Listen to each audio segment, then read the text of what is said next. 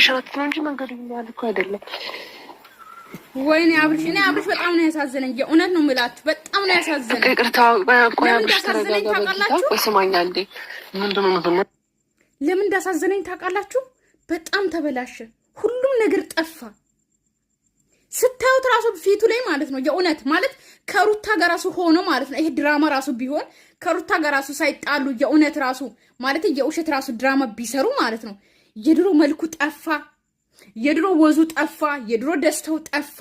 የእውነት ለመናገር እዩት እስቲ፣ በደንብ እዩት እስቲ። ገንዘብ እኮ ደስታን አይገዛም የሚባለው ለካ እውነት ነው።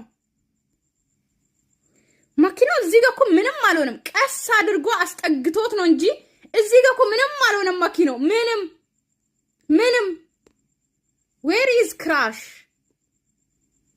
ሾው ሚ ትላላችሁ። አሳዩን፣ የምሬን ነው አሳዩን።